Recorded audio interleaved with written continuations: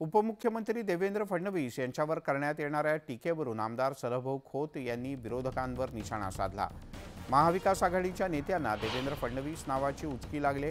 दररोज त्यांचं नाव घेतल्याशिवाय या उचक्या थांबत नाहीत अशा शब्दात सदाभाऊ खोत यांनी आघाडीच्या नेत्यांना टोला लगावलाय। महाविकास आघाडीच्या नेत्यांना देवेंद्र फडणवीस नावाची दररोज उचकी लागत आहे आणि त्यामुळं त्यांचं नाव घेतल्याशिवाय त्या उचक्या थांबत नाही।